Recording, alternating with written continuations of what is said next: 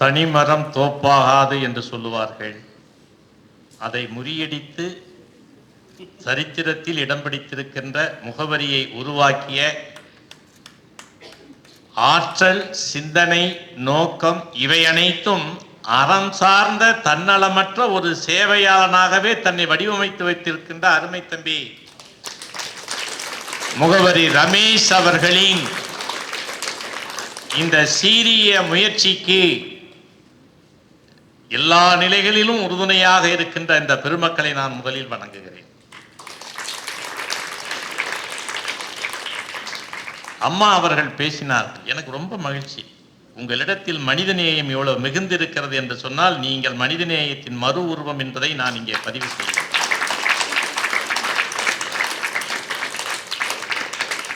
காக்கியில் ஒரு கருணை, அதனுடைய அடையாளம். காக்கியில் ஒரு கருணை, அதனுடைய அடையாளம். ஐயா ராமசாமி அவர்கள் இங்கே ஒன்றை கொளுத்தி போட்டார்கள். எவ்வளவு பேர் அதை கவனித்தீர்கள் என்று எனக்கு தெரியாது. உங்கள் சேவை எங்கே போக வேண்டும் என்று சொன்னார்கள். அடுத்து இனி விவசாயத்திற்கு ஆளே கிடையாது என்ற ஒரு மிகப்பெரிய ஒரு செய்தியை அவர்கள் இங்கே பதிவு செய்தார்கள். அதைத்தான் காலம் மாற்ற வேண்டும். மாறுதல் ஒன்றுதான், மாற்றம் ஒன்றுதான் மாறாதது. அதற்கு நீங்கள் அந்த சொல்லி இருக்கிறதுக்கு நான் பேசினால் 2 மணி நேரம் நான் பேசுவேன். அதனால் அற்புதமான ஒரு விஷயத்தை நீங்கள் இங்கே கொளுத்தி போட்டிருக்கிறீர்கள். வங்கியினுடைய உயர் அதிகாரியாக இருந்து இன்றைக்கும் இன்னும் வங்கியில் இருப்பவங்களுக்கெல்லாம் எப்பவுமே கொஞ்சம் மனச்சாட்சி, கொஞ்சம் கருணை கொஞ்சம் குறைவா இருக்குன்னு சொல்லுவாங்க. ஆனால் இறைவன் உங்களுக்கு நல்லா படிச்சிருக்க. ஏன்னா அவங்க அந்த கணக்கு, நோட்டு புத்தகம், வங்கி கணக்கு இதுதான் பார்ப்பாங்களே தவிர கருணையை பார்க்க மாட்டாங்க.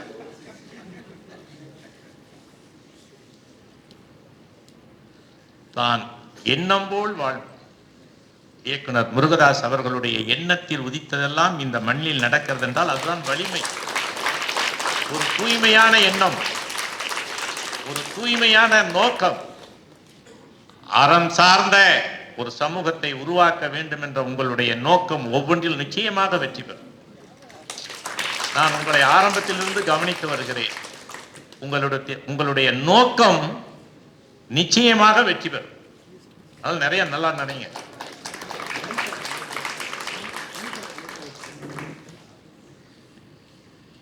இங்கே நீங்கள் எல்லாம் மருத்துவர்கள் இல்லையா? இப்ப படிக்கிறீங்க. 1ஆம் ஆண்டு, 2ஆம் ஆண்டு, 3ஆம் ஆண்டு, 4ஆம் ஆண்டு முடித்தவர்கள் அப்படிலாம் இருக்கீங்க. உங்களிடத்தில் எனக்கு ஒரு சின்ன கேள்வி, ஒரே ஒரு விஷயம். அதுதான், நான் எங்க போனாலும் அந்த கேள்வியை கேட்காம நான் ஆரம்பிக்க மாட்டேன்.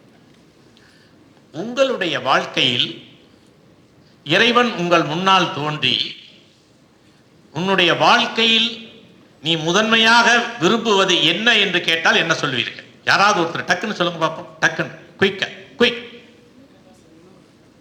ஏம்மா யோசிக்காதம்மா, எந்திரி சொல்லு. எல்லாருக்கும் சாப்பாடு போடணும். Very good. என்ன சொல்றீங்க தம்பி? உன்னை நானே.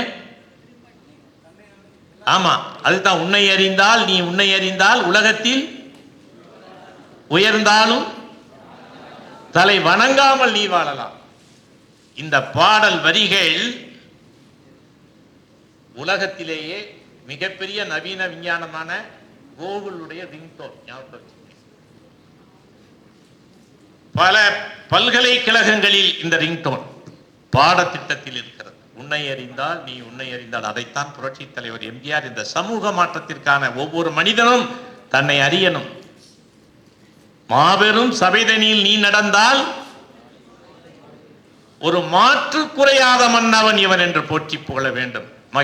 நம்முடைய முகவரி ரமேஷை போல் மாற்று குறையாத மன்னவன் இவன் என்று போற்றி புகழ வேண்டும்.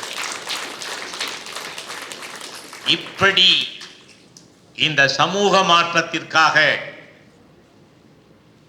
அம்மா ரொம்ப நல்லா பேசினாங்க. எனக்கு அதுக்காகத்தான் உங்களை பாராட்டணுங்கிறதுக்காகத்தான் உங்களை எதுக்கு சொன்னேன். நான் ரொம்ப நல்லா பேசினீங்க. ஏன்னா உயர்ந்த நிலையில் இருப்பவர்களிடத்தில் மனிதநேயம் இருக்கவே இருக்காது. நீங்கள் 1.5 கோடியை செலவு செய்கிறீர்கள் என்று நீங்கள் சொன்ன பொழுது நான் அகமகிழ்ந்தேன்.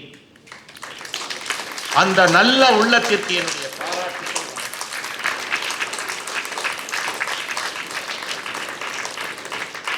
வாழ்க்கையை பற்றி ஒருவரும் புரிதல் இல்லாமல் வாழ்ந்து கொண்டிருக்கிறார்.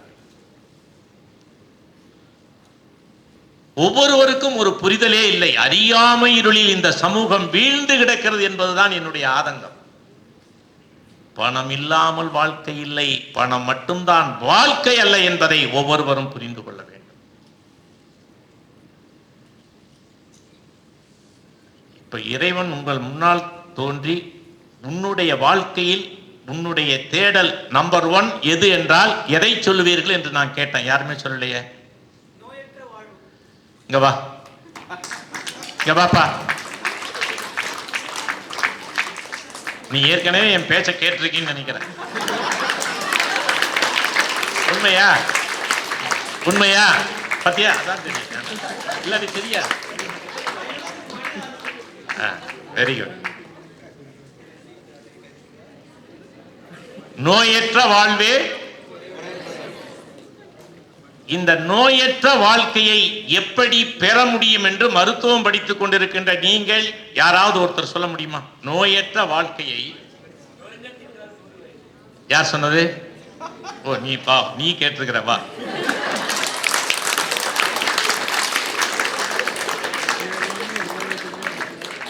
அதாவது மேடையில் இருப்பவர்கள் எல்லாம் இதை நீங்கள் தெரிந்து கொள்ள வேண்டும். ஐயா 78 வயது.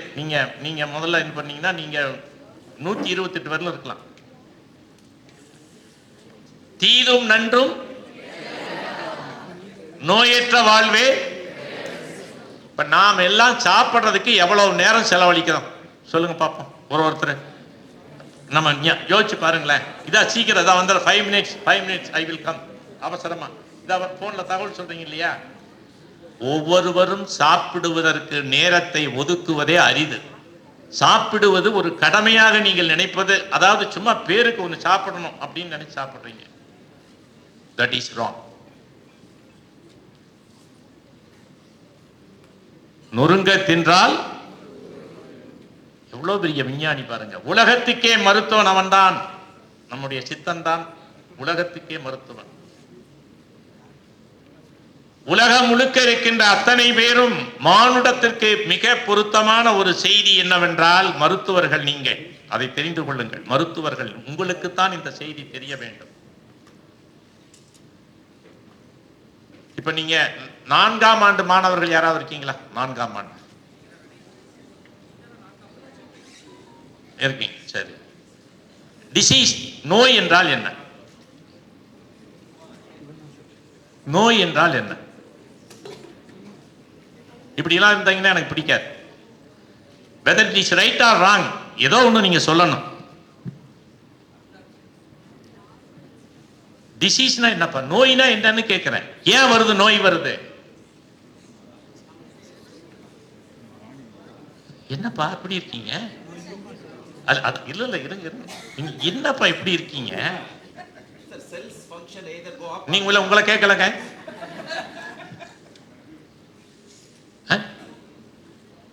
நீங்க அதாவது பாருங்க, நீங்க எங்க இருக்கீங்கன்னு பாருங்க. உங்களை இந்த மக்கள் தங்களுடைய உயிரை நம்பி உங்களிடத்தில் வந்து ஒப்படைக்கிறார்கள். அப்படி என்றால் உங்களுக்கு என்ன? நீங்க தான் கடவுள். அம்மா சொன்னாங்கல்ல, கடவுள் மாதிரி. கைண்ட்னஸ். ஒரு மருத்துவன் என்றாலே பாதி மருத்துவர்கள் பேச்சாலேயே நோயை குணப்படுத்தி விடுவார்கள். நம்பிக்கை, கனிவு, பரிவு, பாசம், அன்பு. அடேங்கப்பா, ஒரு வார்த்தையிலும் அந்த அன்பு மிளிரும், அக்கறை மிளிரும். நோய் என்றால் எப்படி உருவாகிறது என்று தெரியுமா? தெரியாதா? சரி, இப்ப இன்னொன்னு கேட்கிறேன். மாரடைப்பு ஏன் வருகிறது? மாரடைப்பு என்ற நோய் ஏன் வருகிறது? கோரஸ்லாம் பாடக்கூடாது, தைரியமா எழுந்து நின்று பேச கத்துக்கணும். இப்படிலாம் 10ஆம் வகுப்பு மாணவர் மாதிரி 8ஆம் வகுப்பு மாணவர் மாதிரி பேசக்கூடாது. You are doctors. சொல்லுங்க, யார போல்டா எழுந்து நின்று சொல்லுங்க.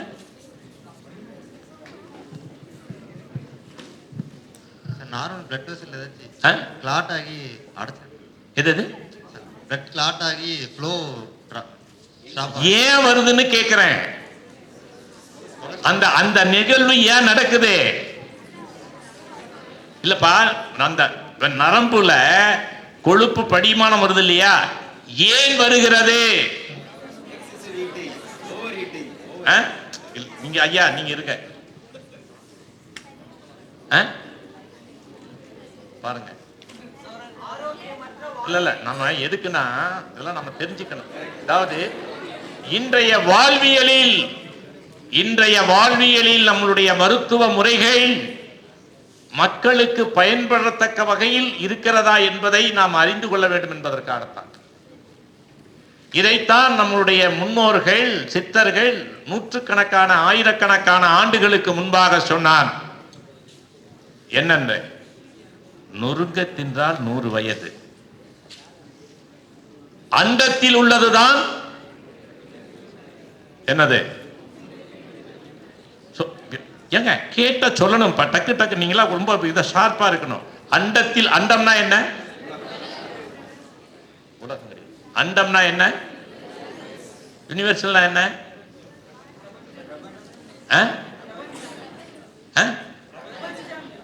பிரபஞ்சம். அந்த அண்டத்தில் என்ன தன்மைகள்? என்ன தன்மைகள்? What kinds of material? 5 தன்மைகள். என்னென்ன தெரியுமா? நிலம், நீர், காற்று, ஆகாயம், நெருப்பு. இந்த 5க்கும் ஆலயம் உண்டு. தமிழ்நாட்டில் தெரியுமா? உலகத்தில் எவனுமே தோன்றாத அந்த அறிவு, ஞானம், சிந்தனை இந்த மண்ணில் தோன்றிய மக்களுக்கு மட்டும்தான் தோன்றியது. இந்த 5க்கும் தன்மை, இந்த 5 தன்மைகளுக்கும் ஆலயம் இருக்கிறது. யாராவது சொன்னா 500 ரூபாய் பரிசு. குக்கர் நீங்க வேண்டாம். கடைசியா ஸ்டூடெண்ட் வரணும் இல்லையா? சொல்லுமா, நீங்க சொல்லுங்கம்மா.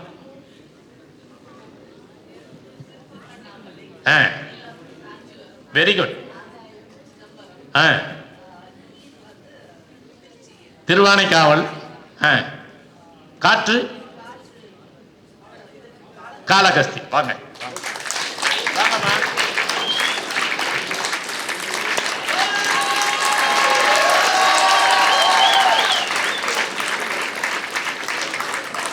இல்ல இதெல்லாம் ஏன்னா இதெல்லாம் நாம் தெரிந்து கொள்ள வேண்டிய முக்கியமான செய்திகள். எல்லாம் இது சொல்லிட்டு இருக்கிறாங்க. நாங்கள் எல்லாம் பகுத்தறிவாதிகள் என்று பல பேர் சொல்லிக் கொண்டிருக்கிறார்கள்.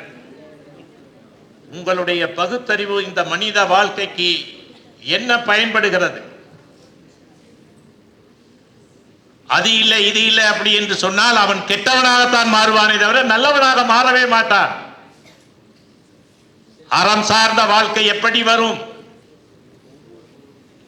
இந்த 5 தன்மைகளுக்கும் ஆலயத்தை அமைத்து வழிபடுகிறார்கள் என்று சொன்னால் எவ்வளவு அறிஞர் பெருமக்கள் அவர்கள்.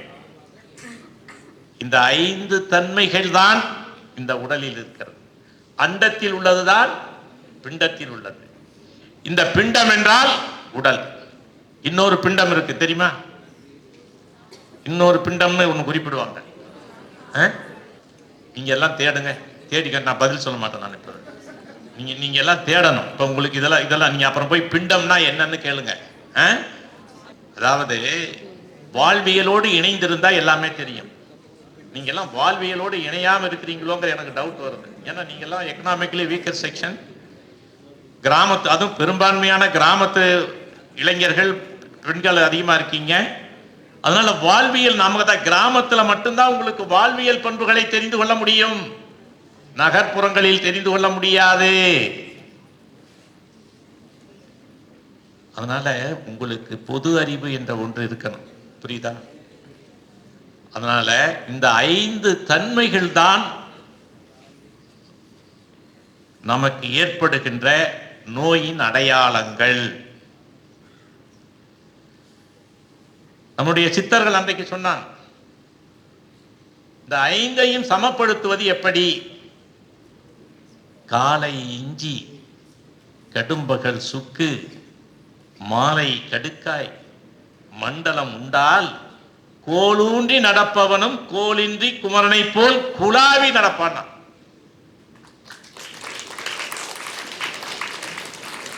அப்ப இவன் விஞ்ஞானியா, இவன் மருத்துவனா, இல்ல இன்றைக்கு இருக்கின்ற நவீன விஞ்ஞான வளர்ச்சியில் புதிய புதிய கண்டுபிடிப்புகள் தோன்றுகிறது. ஆனால் ஆயிரக்கணக்கான ஆண்டுகளுக்கு முன்பு எந்த விஞ்ஞானமும் அடிப்படை இல்லாமல் இருக்கின்ற பொழுது கண்டுபிடித்து சொன்னான். இந்த மூன்றையும் நீங்கள் உணவாக எடுத்துக்கொண்டால் நோய் இல்லை, சமப்படுத்திவிடும். மலச்சிக்கல் ஏன் வருகிறது யாருக்காவது தெரியுமா? மலச்சிக்கல் ஏன் வருகிறது? ஃபைபர் கண்டென்ட் மட்டும் பாருங்க. ஃபைபர் கண்டென்ட் நீங்க முழுங்கினீங்கன்னா எப்படி அது ஆக்டிவேஷன் ஆகும்? உணவு உண்ணும் முறைதான் நோய்களை உற்பத்தி செய்கிறது என்ற விவரத்தை அறியாமல் இருக்கின்ற மருத்துவர்கள் நீங்கள். அறியாமை இருளில் இருக்கின்ற உங்களை முதலில் திருத்த வேண்டும், மாற்ற வேண்டும்.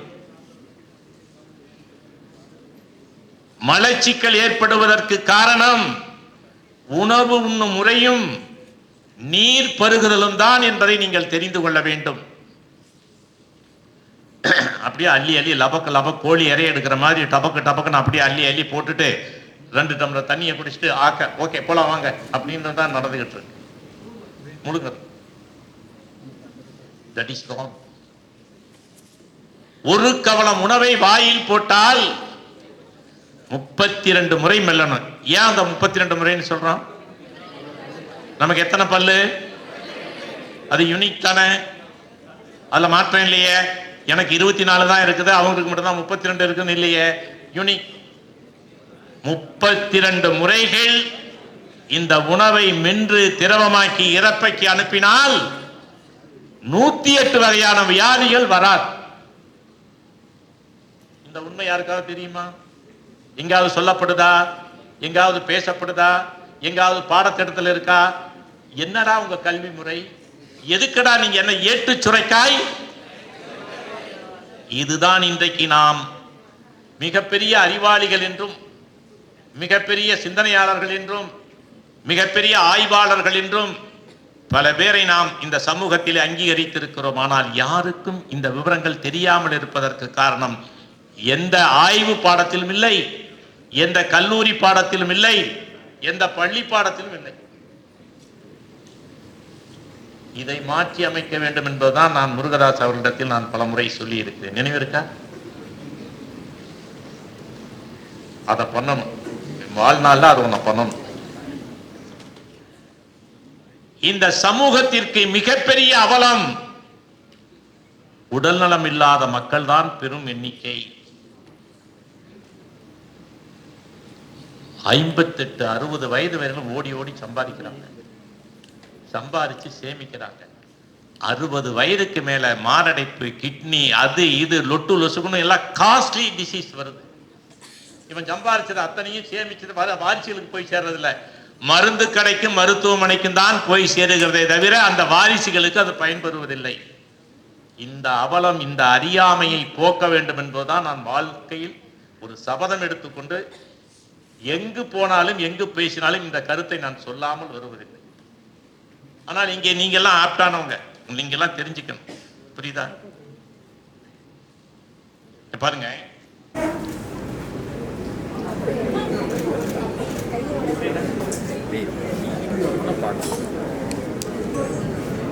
என்ன சொன்ன போட்டோ நான் பார்த்துக்கிறேன்.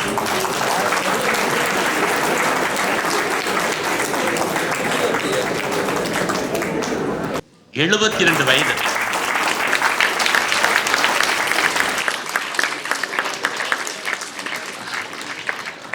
யார் என் வயசை சொன்னது? வா.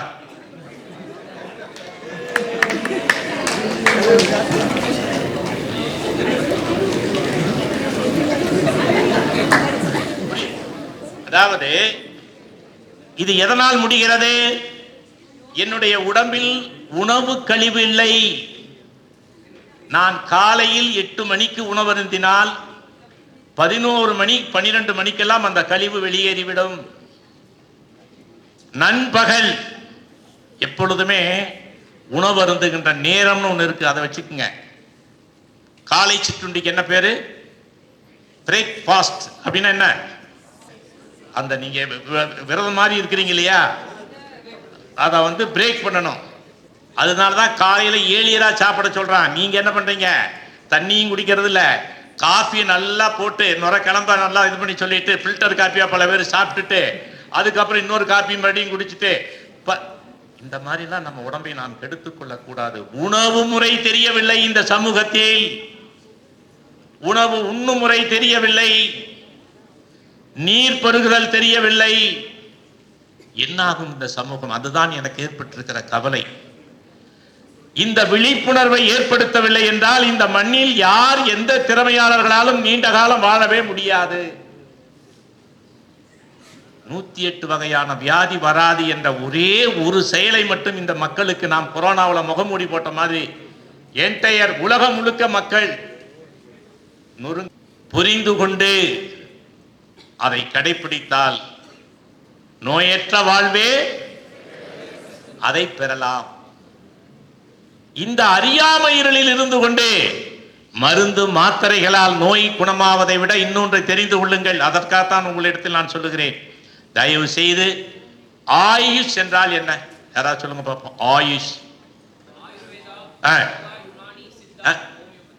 அப்புறம் விட்டுட்டியாப்பா?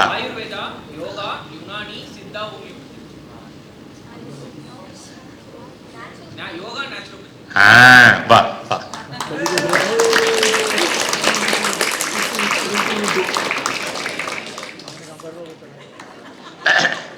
இதுதான் இந்த மண்ணின் மருத்துவ முறைகள், பாரம்பரியமான மருத்துவ முறைகள். நீ ஒரு சிறந்த மருத்துவராக இருக்க வேண்டும் என்றால் தயவு செய்து அடிப்படை விஷயங்களை யோகா அண்ட் நேச்சுரோபதி என்ன சொல்லுகிறது, சித்தா அண்ட் ஆயுர்வேதா என்ன சொல்லுகிறது என்று நீ அறிந்து கொண்டால் நீ ஒரு மிகச்சிறந்த மருத்துவனாக இருக்க முடியும். உனக்கு தெரியுமா, அலர்ஜி வருதில்ல, ஒவ்வாமை வருதில்ல, இதற்கு எளிய மருத்துவம் என்ன தெரியுமா? யாருக்காவது? கை வைத்தியம் சொல்லுவாங்க கிராமத்துல.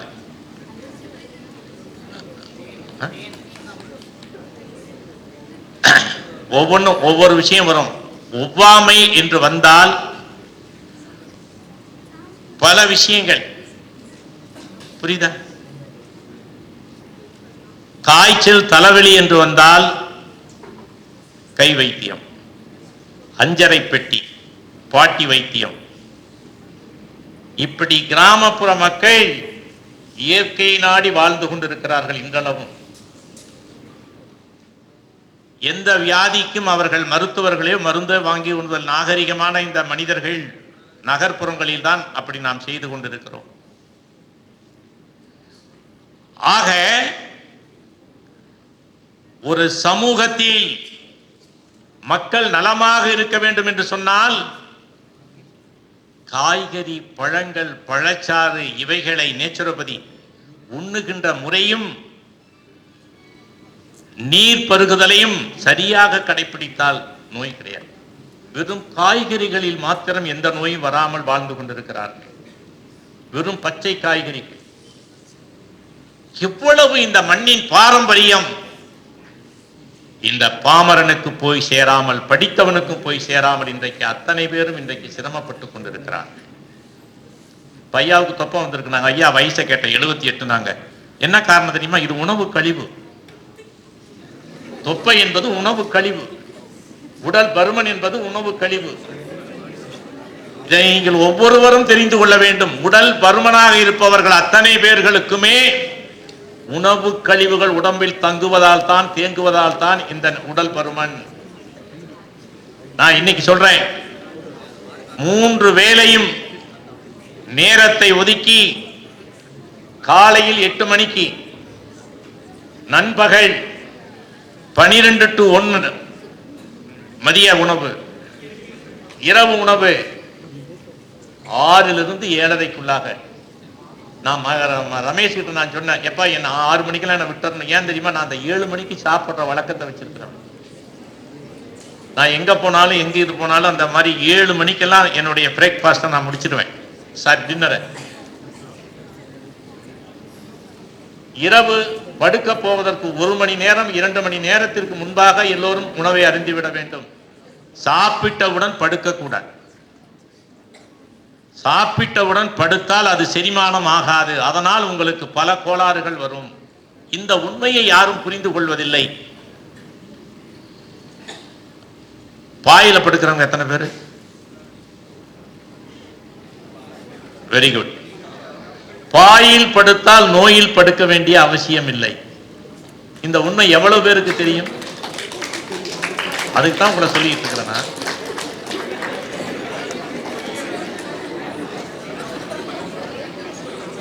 நான் சொல்றது புரியுதா உங்களுக்கு? சரி, எப்படி படுக்கணும் தெரியுமா? எப்படி படுக்கணும் தெரியுமா? ஆண்கள் எப்படி படுக்கணும், பெண்கள் எப்படி படுக்கணும் ஒரு இலக்கண விதி இருக்குது. இயற்கை இறைவன் படைத்த படைப்பில் விதி இருக்கு. யாராவது டக்குன்னு சொல்லணும், பேசக்கூடாது, டிஸ்கஸ் பண்ணக்கூடாது, கேட்கறதுக்கு டக்குன்னு சொல்லணும். ஆண்கள் எந்த பக்கம் படுக்கணும்? வாங்க, வெரி குட். பெண்கள் வலது கை பக்கம், ஆண்கள் இடது கை பக்கம், பெண்கள் வலது கை பக்கம். இதுதான் நம்முடைய இந்த உடல் படுக்கிற பொழுது ஒவ்வொருவரும் எடுத்துக்கொள்ள வேண்டிய கட்டாயமான நடைமுறை. தலையணைய தலைக்கு வைக்க கூடாது. ஒரு கழிச்சு படுக்கிறவர் இந்த கைக்கு பக்கபலமா வச்சுக்கணும் தலையணைய. புரியுதா? இவ்வளவு திண்டு மாதிரி போய் வச்சுக்கிட்டு அதுல தலை வச்சு படுத்தீங்கன்னா நீங்க உருப்பிடுமா அந்த உடம்பு? எவ்வளவு அறியாமை, எவ்வளவு அறியாமை! இந்த சமூகம் எங்கே போய் கொண்டிருக்கிறது? இதை யார் சொல்லித் தருவது? டாக்டர் தான் சொல்லி தரணும். டாக்டருக்கு சொல்லி தர்றது யார் இருக்கா? அதனால சாப்பிடும் போது தண்ணி குடிக்காம சாப்பிடுறவங்க எத்தனை பேர்? உண்மையா? உண்மையான அப்படியா? Very good. அப்ப உங்க எல்லாருக்கும் வணக்கம், வாழ்த்துக்கள்.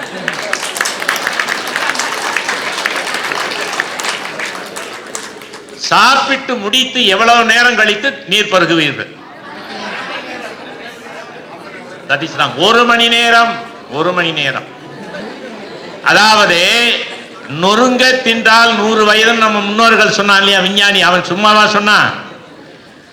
நீங்க மென்னு சுவைச்சு சாப்பிடும் பொழுது, சூப் பண்ணி சாப்பிடும் பொழுது உமிழ்நீர் சுரக்கும். அதற்குத்தான் இலக்கு 32 முறை. சும்மா இப்ப வாயை மென்னு பாருங்க.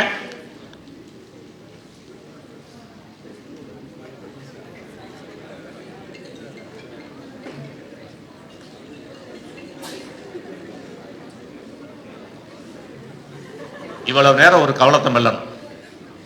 அடேங்கப்பா அப்படின்னா ஹாஸ்பிட்டல்ல தான் போய் படுக்கணும். புரியுதா? தீதும் நன்றும் நினைவில் வைத்துக் கொள்ளுங்கள் ஒவ்வொரு மருத்துவரும். நோயற்ற வாழ்வே குறைவற்ற செல்வத்தை பெறணும்னா என்ன செய்யணும்? உண்ணும் முறையும் உணவும், உண்ணும் முறையும் நீர் பருகுதலும். நான்வெஜ் சாப்பிடுவீங்களா எல்லாரும்? நான்வெஜ் சாப்பிட்டீங்கன்னா ஒரு சாப்பிடக்கூடாது. சாப்பிட்டீங்கன்னா ஒரே ஒரு வேண்டுகோள், அந்த நல்லா அந்த தசைநார் பகுதியை மெல்றீங்க இல்லையா, அதை சூ பண்ணிட்டு வெளியே எடுத்து போட்டுருங்க. உள்ள அனுப்பாதீங்க. டஸ்ட்பின் மாதிரி வயிற்றுக்குள்ள அனுப்பாதீங்க. ஆமா, அதாவது அது சாப்பிடவே கூடாது. மாமிசத்தை சாப்பிடாமல் இருப்பதுதான் ஒரு மனிதனுடைய ஆரோக்கியமான விஷயம். ஆனா நீ சாப்பிடணும் பழகிட்ட அப்படின்னா அப்படியே நாளடைவில் நீ அதை மென்னு வெளியே துப்பினா உனக்கு வந்து ஆட்டோமேட்டிக்கா அது மேல இருக்கிற ஆசை ஆர்வம் போயிடும். நான் 3 வேளையும் நான்வெஜ் சாப்பிட்டேன். 3 வேளை, ஒரு வேலையெல்லாம் கிடையாது, 3 வேளை எனக்கு நான்வெஜ் இருக்குங்க. நல்லா ஃபுல்லா சாப்பிட்டுட்டு இருந்தேன். அதற்கு பிறகு புரட்சி தலைவர் எம்ஜிஆர் மறைவுக்கு பிறகு நான் தேடினேன், எம்ஜிஆருக்கு மரணம் வருமா, ஏன் வந்தது என்று பார்க்கின்ற பொழுதுதான் உணவும் அவருடைய சுவையான எல்லா உணவுகளும் தான் அதற்கு காரணம் என்பதை புரிந்ததற்கு பிறகுதான் உணவே மருந்து, மருந்தே உணவு. Food is medicine, medicine is food. இந்த பண்புகள் என்ன என்று அறிந்து கொண்டதற்கு பிறகுதான் அதை வாழ்வியலில் நான் கடைபிடிக்கணும்னு சொல்லிட்டு கடைபிடிச்சேன். அந்த புத்தகத்தை படித்தேன், 17 பக்கம் படிச்சோடனே மூடி வச்சுட்டு அன்றையிலிருந்து நான்வெஜ்ஜை நான் விட்டேன். அதெல்லாம் நிறைய வைட்டமின்ஸ் இருக்குங்க. நீங்க அதுல இருக்கிற வைட்டமின் தான் அதை தான் நீங்க இவங்களை கேட்டா அப்படித்தான் சொல்லுவாங்க. இவங்க எல்லாரும் அதான் சொல்லுவாங்க. அதல்லங்க, காய்கறிகளில் நீங்க ஒண்ணு இல்லைங்க. இப்ப உங்களுக்கு முடி குறைவா இருக்குல்ல, கருவேப்பிலை ஜூஸை தினம் சாப்பிட்டா நமக்கு முடி எவ்வளவுதான் கொட்டினாலும் அந்த அடர்த்தி குறையாது. இளைஞர்கள் யாராவது மருத்துவர்கள் இருந்தால் நீங்க கடைப்பிடிங்க. அதாவது கருவேப்பிலை ஜூஸும் தேங்காய் பாலும் கலந்து நாட்டு சக்கரை போட்டு அதை காலையில் ஒரு 50 ml போட்டு ஒரு கவலத்தை 60 முறை 70 முறை கொப்பளிச்சு அதை குடிச்சு பாருங்க, உங்களுக்கு தெரியும். அது இளைஞர்களுக்கு ரொம்ப மிகவும் முக்கியமானது. ஒவ்வொன்றையும் கொட்டி கிடக்குதுங்க, கொட்டி கிடக்குது. மனிதன் ஆரோக்கியமாக வாழ்வதற்கு அப்படியே கொட்டி. நீங்க ஒண்ணு இல்லைங்க, இந்த மூக்கரட்டை கீரைங்கிறது இந்த கிட்னி ஃபெயிலியரா இருக்கானுல்ல, அவங்களுக்கு மட்டும் நீங்க இந்த மூக்கரட்டை கீரையை கொடுத்து பாருங்க, 48 நாள்ல பாருங்க, அவனுக்கு அந்த இதே இருக்காது, டயாலிசிஸ் பண்ணணுங்கிற விஷயமே இருக்காது.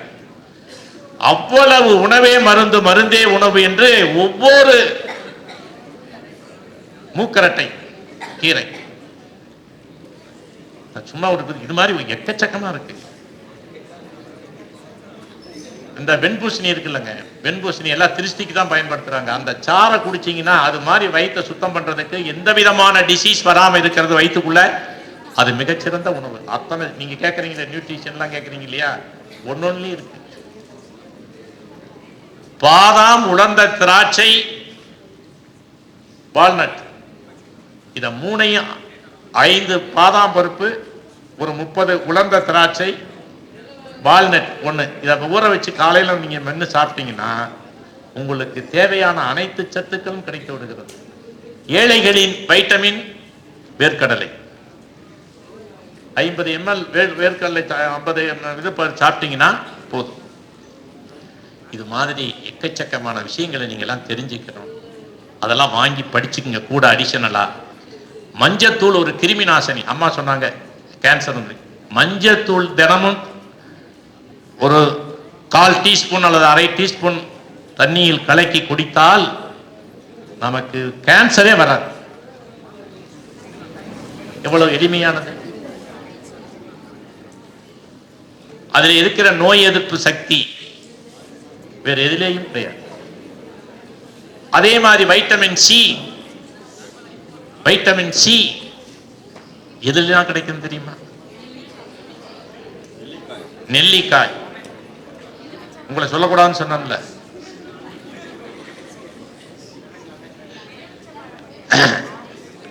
லெமன்.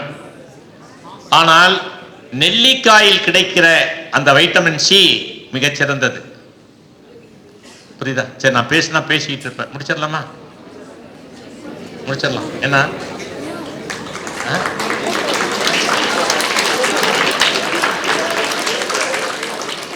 அதனால மருத்துவர்கள் நோய் நாடி, நோய் முதல் நாடி, அது தணிக்கும் வாய் நாடி, ஒன்றை நீங்கள் சிந்தனையில வைத்துக் கொள்ள வேண்டும். நாக்கு சுவைக்கு அடிமைப்பட்டு நாம் சுவை தேடிகளாக இருக்கின்ற வரை நமக்கு ஆரோக்கியமே கிடைக்காது. நாம் சுவை தேடிகளாக இருக்கின்ற வரை நமக்கு ஆரோக்கியம் கிடைக்காது. பரோட்டா சாப்பிட்றவங்க இருக்கீங்களா? மைதாவில் தயாரிக்கப்பட்ட எதையும் உணவாக எடுத்துக்கொள்ளாதீர்கள். முதலில் உங்களுக்கு பொருந்தியது எது, பொருந்தாதது எது என்று ஒரு பட்டியலை நீங்கள் தயாரிக்க வேண்டும். மருத்துவர்கள் வர்றவங்களுக்கு எல்லாம் நீங்க சொல்லணும், மைதாவில் தயாரிக்கப்பட்ட உணவை, எந்த வகை உணவாக இருந்தாலும் அதை தொடக்கூடாது. அதனால உங்களுடைய மருத்துவ வாழ்க்கையில் நோயை குணப்படுத்துகின்ற இந்த புனிதமான பணியில், உயிரை காப்பாற்றுகின்ற பணியில் நோய் வராமல் இருப்பதற்கு என்ன செய்ய வேண்டும் அதை தெரிந்து கொள்ளுங்கள். வருகின்றவர்களிடத்தில் உணவு பழக்கத்தை சொல்லுங்கள். மருத்துவம் படித்திருக்கின்ற நீங்கள் முதலில் உங்களுடைய வாழ்க்கையில் நீங்கள் சுவர் இருந்தால்தான் ஆரோக்கியமுள்ள மனிதர்களாக இருக்க வேண்டும். அதற்கு என்ன செய்யணும்? புகை நமக்கு பகை, மது நமக்கு என்றைக்கு விரோதமானது என்ற சிந்தனையை உங்களுடைய இந்த இளமை பருவத்தில் நீங்கள் பின்பற்ற வேண்டும். புகைப்பிடித்தல், மது அருந்துதல் இவை இரண்டும் மிக மிக கொடிய விஷத்தை தினமும் நீங்க சாப்பிட்டு கொண்டு இருக்கிறீர்கள் என்று அர்த்தம். அதனால வாழ்வியலுக்கு தேவையான நல்ல செய்திகளை எல்லாம் உங்களுக்கு 15 நிமிடம் 20 நிமிடத்தில் சொல்ல முடியாது. இப்போ நான் அதிக நேரம் எடுத்துட்டேன்னு நினைக்கிறேன். இது எனக்கு ஒரு கெட்ட பழக்கம். நம்ம பேசினா பேசிக்கிட்டே இருப்பேன். இல்லை, நல்ல விஷயங்களே கூட சில நேரங்களில் போர் அடிக்கும். அதுக்காகத்தான் நான் இது பண்ணி சொல்றது. அதனால பிரிதொரு நாளில் நான் பேசுறேன். உங்களோடு நான் அடுத்த முறை உங்களை சந்திக்கின்ற பொழுது எத்தனை பேர் நேச்சுரோபதி புத்தகத்தை வாங்கி படித்து, இன்னொன்று தெரியுமா சார், உணவு ஒவ்வாமை இருக்குன்னு தெரியுமா உங்களுக்கு? உணவு, ஒரு உணவும் ஒரு ஒவ்வாமை, ஒரு காய்கறிகளும் ஒரு ஒவ்வாமை. ஒவ்வொரு உணவை நீங்க நமக்கு பொருந்தியது எது பொருந்தாத எதுன்னு நம்ம சாப்பிட்டுட்டு இருக்கிறோம். என்ன பார்க்குறோம்? சுவையா இருக்கா? பிரமாதம்ப்பா. என்ன அந்த கல்யாண வீட்டில் சாப்பாடு பிரமாதமா போட்டாங்க, அந்த ஹோட்டல்ல பிரமாதமான சாப்பாடு, நல்லா இருக்குப்பா, பிரமாதம். அது சரியாக தயாரிக்கப்படுகிறதா அல்லது அதிலே என்ன சேர்க்கப்படுகிறது, எதை பற்றியெல்லாம் நம்ம ஆய்வு செய்வதில்லை. ருசியானதெல்லாம் சரியானதல்ல, சரியானதெல்லாம் ருசியானதல்ல. அதை நீங்கள் தெரிந்து கொள்ள வேண்டும். ருசி தேடிகளாக நீங்கள் இருந்தால் ஆரோக்கியம் உள்ள மனிதர்களாக வாழவே முடியாது. ஆரோக்கியம் வேண்டும் என்றால் கட்டுப்பாடு தேவை. இந்த ஒரு உறுப்பை கட்டுப்படுத்தினால் மீதி எல்லா உறுப்புகளும் பாதுகாக்கப்படும். இந்த ஒரு உறுப்புக்கு நீங்க ஆசைப்பட்டு அதை எல்லாத்தையும் கெடுக்கணும். மோசமான பையன் யாகாவாராயினும் சோகாப்பர் சொல்லிழுக்கப்பட்டில்ல, அவனாலதான் எல்லாமே. அது சொல்லுக்கு மாத்திரமல்ல, சுவைக்கும் சேர்த்து வல்லவன் சொன்னான், யாகாவாராயினும் நாகாக்க. அதனால ஹெல்த்தை தெரிஞ்சுக்கங்க. பணம் இல்லாமல் வாழ்க்கை இல்லை, பணம் மட்டும்தான் வாழ்க்கை அல்ல என்பதை புரிந்து கொள்ளுங்கள். அளவுக்கு அதிகமான பணம் இருந்தால் அது தவறான பாதையில் தான் பயணிக்க செய்யும். அதனால் தான் என்னை கேட்டாங்க எல்லாரும், நான் இந்த அறக்கட்டளை ஆரம்பிக்கிற போது கேட்டாங்க, உங்களுக்கு எத்தனை பசங்க அப்படின்னு கேட்டாங்க. 2. அப்போ ஒருத்தர் சொன்னார், பத்திரிகையாளர் சொன்னார், இல்லைங்க உங்களுக்கு ஒரு பையன் தானாங்க? ஆமா, ஏன் ஒரு பையன், இந்த அறக்கட்டளை ஒரு பையன், எனக்கு 2 பசங்க. நான் சம்பாதிக்கிற சொத்துக்கள் 2 சமமாக பிரிக்கப்பட வேண்டும். ஒன்று இந்த சமூகத்திற்கு, மற்றொன்று என்னுடைய வாரிசுகளுக்கு. நான் சம்பாதிக்கின்ற பணத்தில் இன்று வரை 70% மேல் செலவழித்துக் கொண்டிருக்கிறேன்.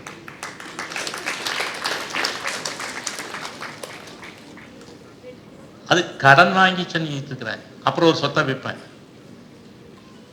இதுதான் என்னுடைய அதுல கிடைக்கிற மகிழ்ச்சி, பேரானந்தம். இப்ப நீங்க முகவரி ரமேஷ் அண்ணா என்று சொல்லுகின்ற பொழுது எப்படி முகவரி ரமேஷுக்கு ஒரு மகிழ்ச்சி ஏற்படுகிறதோ, இங்க இருக்கின்ற மருத்துவர்களுக்கு மகிழ்ச்சி ஏற்படுகிறதோ, நமக்கு கொடுத்தவர்களுக்கு நமக்கு எப்படி ஒரு மகிழ்ச்சி ஏற்படுகிறதோ, அது மாதிரி சேவையை போல் ஒரு போதை வேறு எதிலேயும் கிடையாது.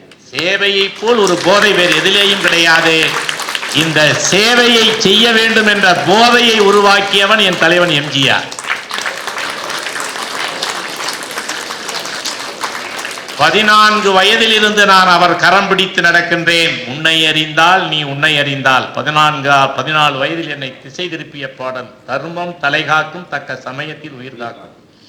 இன்று வரை அந்த ஒரு லட்சியத்திற்காக, அந்த கொள்கைக்காகத்தான் அவரை நான் பின்பற்றுகிறேனே தவிர வேறு பதவிக்காக அல்ல. அதனால உங்களுடைய வாழ்க்கையில் நான் சொன்ன கருத்து உங்களை உலுக்கி இருந்தால், உங்களுக்கு ஒரு உணர்வை கொடுத்திருந்தால், இன்றிலிருந்து நீங்கள் தேடல் தேடல் தேடல். நீ யார்? Yes I can. தீதும் நன்றும் எஸ் ஐ கேன். இன்றிலிருந்து நான் அந்த தீதும் நன்று, எது தீது எது நன்று அப்படிங்கிறத தெரிஞ்சுக்கிட்டு நான் இருப்பேன் அப்படின்னு முடிவெடு. S you can. கல்வியிலே படித்து மனப்பாடம் செய்து மதிப்பெண் பெறுவது மட்டும் ஒரு மனிதனுக்கு திறமை அல்ல. உலகை புரிந்து கொள்ள வேண்டும். வகுப்பறையில் படிப்பது மட்டும்தான் வாழ்க்கைக்கு பயன்படுமா என்றால் பயன்படாது. வகுப்பறையை தாண்டி உலகம் வெளியே எப்படி இருக்கிறது என்று பார்க்க வேண்டும். ஒவ்வொரு மரணமும் நமக்கு பாடத்தை கொடுக்கிறது, நாம் தான் மறந்து விடுகிறோம்.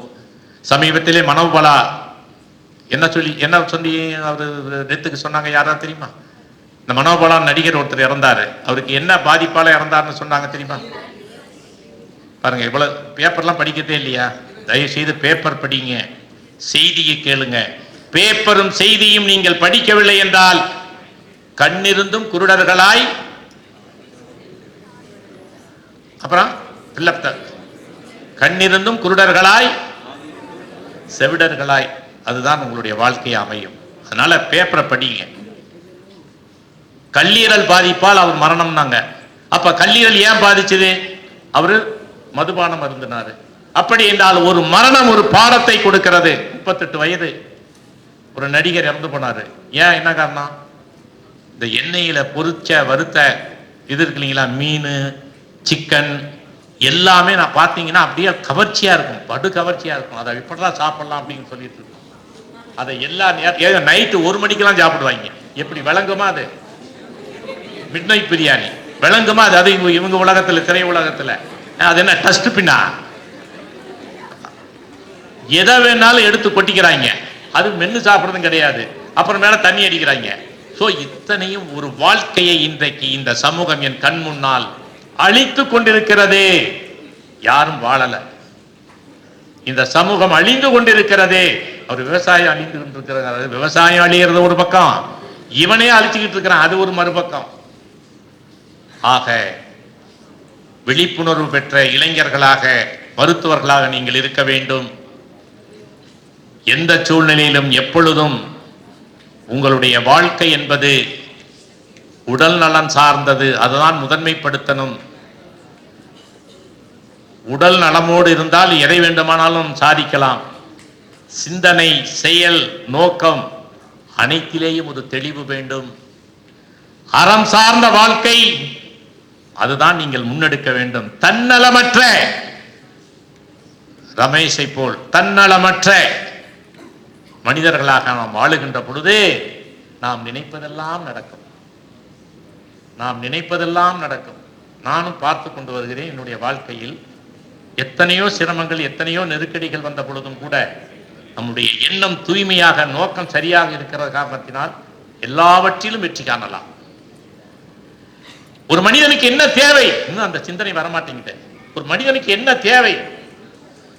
சக மனிதன் இல்லை என்றால் நீங்களும் நானும் மகிழ்ச்சியா இருக்க முடியுமா? ஒரே ஒரு கணம் என்னைக்காவது நினைச்சு, நான் பலமுறை நினைச்சிருக்கேன். இப்போ இரவு போறோம், இப்போ வீட்டுக்கு போறீங்க, போனா அங்க வீட்டில் கரண்ட் இல்லை, போனா சர்வன் மெய்டு இல்லை, எதுவுமே இல்லை. வீட்டுக்கு போனீங்கன்னா எப்படி இருக்கும்? உரியவர்கள், வேலை செய்பவர்கள் அனைவரும் இருந்து அந்த காரியத்தை செய்தால் தானே, கேட்ட திறக்கிறதுக்கு வாட்ச்மேன் இருந்தால் தானே முடியும். யோசிச்சு பாருங்க. அப்ப சக மனிதனுக்காக வாழுகின்ற வாழ்க்கை தான் இந்த மண்ணின் உரிய அறம் சார்ந்த வாழ்க்கை என்ற சிந்தனை வர வேண்டும். ஒருவனுக்கு பசிக்கிறது என்றால் எனக்கும் அதுபோல் பசிக்கும். அவன் பசியை எப்படி போக்குவது என்று தான் சிந்திக்க வேண்டுமே தவிர, அவன் எப்ப எடுத்துக்கு போனா எனக்கு என்ன அப்படி என்று. இன்றைக்கு வேலைக்காரர்களுக்கு, சமையல் செய்பவர்களுக்கு, கார் ஓட்டுநர்களுக்கு, வாட்ச்மேனுக்கு சம்பளம் கொடுப்பதற்கு ஒரு முதலாளியும் எவ்வளவுதான் சம்பாதிச்சாலும் அவர்களுக்கு அந்த மனது வரமாட்டேன் என்கிறது. ஒரே ஒரு கணம் எண்ணினால் அது சரியாகும். என்ன, ஒரு வாட்ச்மேனுக்கு சில பேர் 15,000 கொடுக்குறாங்க, 20,000 கொடுக்குறாங்க, 30,000 கொடுக்குறாங்க. இந்த 30,000 அவன் வீட்டு வாடகை கொடுத்து 2-3 குழந்தைகளை பெற்று அவன் படிக்க வைத்து எப்படி முடியும் என்ற ஒரு சிந்தனை யாருக்காவது தோன்றுமா? அவருக்கு தோன்றினால் அவருக்கு தான் மனிதநேயம் அவரிடத்திலே குடியிருக்கிறது என்று அர்த்தம். ஆகவே சக மனிதனை நாம் நம்முடைய உறவாக எண்ண வேண்டும். என் குடும்பத்தில் ஒருவன் படிக்க வருகிறான், நான் எவ்வளவு அக்கறை எடுத்துக்கொள்வேன். என்னுடைய குடும்பத்தில் ஒருவன் படிக்க வேண்டும் என்று விரும்பினால் அவன் என்னிடத்தில் சொல்லுகிறான், நான் இதை படிக்க வேண்டும் என்றால் நான் எப்படி அக்கறை எடுத்துக் கொள்வேனோ அப்படி முகம் தெரியாத மனிதனை சாதி பார்க்காமல், மதம் பார்க்காமல் எவன் ஒருவன் உதவி செய்கிறானோ அதுதான் மனிதனே. அப்படி மனிதநேயமாக வாழ்ந்தவர் புரட்சித் தலைவர் எம்ஜிஆர். அதற்காகத்தான் என்னுடைய அறக்கட்டளைக்கு அவர் பெயரில் மனிதநேயம் என்று நான் வைத்திருக்கிறேன். மனிதநேயம்னா என்ன? முகம் தெரியாத மனிதனிடம், புரியுதா, முகம் தெரியாத மனிதனை சாதிகளை பாராமல், மதங்களை பாராமல், அவனுக்கு என்ன வேண்டும் என்று உணர்ந்து அப்படி இருக்கின்றவர்களை தேடி போய் உதவி செய்தல், அதுதான் மனிதநேயம். தேடி போய் அவன் வந்து கேட்கிறவர்கள் வச்சுக்க வேண்டாம். இது மாதிரி யாருக்கெல்லாம் உதவி தேவைப்படுகிறதோ அதை தேடி போய் உதவி செய்யலாம். அதைத்தான் ரமேஷ் செஞ்சிட்டு இருக்க.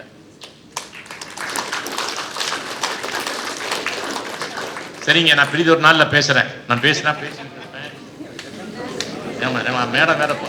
மேடம் வேற போகணும்னு சொன்னாங்க. அதுங்க உங்களுக்காக தான் நான் சீக்கிரம் முடிக்கிறேன் மேடம். நீங்க இல்லைன்னா நான் இன்னும் கொஞ்சம் பேசியிருப்பேன்.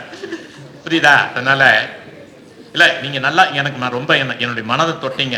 நீங்களும் சரி, அவரு காக்கியின் கருணையும் சரி, ஐயா உங்க விதைப்பண்ணை நீங்க எப்படி விதைக்கிறீங்களோ அது மாதிரி எங்கிட்ட விதைச்சிட்டீங்க. நான் உங்களுக்கு நிறைய பேசணும். புரியுதா? இயக்குனரும் வழக்கம் போல் நல்லா பேசினாரு. அதோட வங்கி அவர் எனக்கு ஆச்சரியம், அவ்வளவு ஒரு மனிதநேய சிந்தனையோட பேசினீங்க. வாழ்த்துக்கள் சார். அதனால இந்த நிகழ்ச்சியில் பங்கு பெற்றதற்கு நான் பெரிதும் மகிழ்ச்சி அடைகின்றேன். தேவையாளர்களுக்கு சேவையாளர்கள் பங்கு பெறுகிற நிகழ்வு இது. தேவையாளர்களுக்கு விமோச்சனம் அளித்த சேவையாளர்கள் பங்கு பெறுகின்ற நிகழ்வு இது. அதனால இந்த நல்ல உள்ளங்கள் இங்கே இணைந்து, இன்னும் அம்மா அவர்கள் சொன்னார்கள், இன்னும் நான் தொடர்ந்து நிறைய பேருக்கு செய்வேன் அப்படின்னு சொல்லியிருக்காங்க. நம்முடைய கருணையின் காக்கி அவர் இன்னும் நிறைய பேர்கிட்ட நான் சொல்றேன் அப்படின்னு இருக்காங்க. அதனால ஐயா ராமசாமி அவர்கள் வீட்டில் போட்டியே நடக்குதுன்றாரு. ரொம்ப மகிழ்ச்சி. நீங்க அதனால நீங்க அது மாதிரி இந்த வரட்டும், இந்த போட்டி வந்து தனிமரம் தோப்பாகாது என்று சொன்னதை தகர்த்தெறிந்த ரமேஷ் அவர்களால் 1,00,000 மாணவர்களை படிக்க வைக்கிறார் என்ற செய்தியை இன்னும் விரைவில் கால நிர்ணயம் இல்லாமல் அதை சாதிக்க வேண்டும். அதுதான் நாமெல்லாம் செய்யக்கூடிய ஒரு நல்ல காரியம். இப்ப என்னுடைய மனிதநேயத்தில் அந்த கொரோனாவுக்கு முன்னாடி வரையிலும் ஆண்டு ஒன்றுக்கு 18,000 இருந்து 22,000 பேரை படிக்க வச்சேன். இப்ப வெப்சைட்ல 50,000 பேர் படிச்சுட்டு இருக்கிறாங்க. ஒரு பைசா செலவில்லாமல் வீட்டிலே இருந்து படி. முதல் நிலையில் நீ வெற்றி பெற்று விட்டால், இப்ப கூட நான் முதன்மை தேர்தல் 100 பேருக்கு 10,000 நான் கொடுக்குறேன். டெல்லிக்கு போனா 15,000 ரூபாய் ஒரு கேண்டிடேட். இன்டர்வியூக்கு போறாங்க இல்லையா, அவங்கள பிளைட்ல தான் அனுப்பி வைப்பேன். அதனால சரி, இப்ப இங்க உங்களை கடைசியா நான் ஒண்ணு சொல்றேன். எபவ் 95 10th + 2 எவ்வளவு பேர் இருக்கீங்க? கை தூக்குங்க. எபவ் 95 மருத்துவர்கள் வந்து IAS படிக்கலாமான்லாம் கேட்காதீங்க. மருத்துவ படிப்பு என்பது ஒரு அடையாளம். இன்றைக்கு சேவை செய்வதற்கு மருத்துவத்தை விட இங்கதான் தேவைப்படுது. புரியுதா?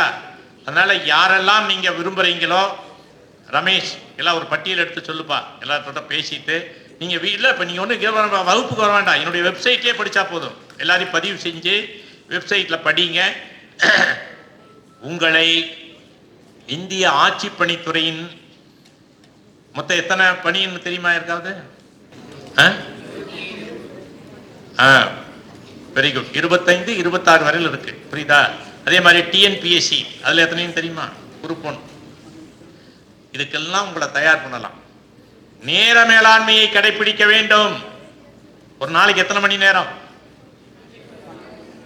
அது சந்தேகம் இல்லையே. தூங்குறதுக்கு எவ்வளவு நேரம் வேணும்? 6 மணி நேரம். அப்படி என்றால் நீ எத்தனை மணிக்கு படுக்கிறாய், எத்தனை மணிக்கு எழுந்திருக்கிறாய் என்பதுதான் மிக முக்கியம். எத்தனை மணிக்கு படுக்கிறீங்க? 12, 1 மணிக்கு படுத்துட்டு 7 மணி இந்த வேலை பண்ணவே கூடாது. புரிஞ்சுக்குங்க. உங்களுக்கு வந்து படிக்கிற போது அதிகாலை படிப்பு தான், அதுக்கு பேர் பிரம்ம முகூர்த்தம். அந்த அதிகாலை தான் உங்களுக்கு சரியா இருக்கும். புரியுதா? அதனால 9 மணிக்கு படுங்க, 3 மணிக்கு எந்திரிங்க. அந்த 3 மணி நேரம் படிங்க. எப்படி இருக்குதுன்னு பாருங்க. சரியா? நேர மேலாண்மை மிக முக்கியம். நன்றி, வணக்கம்.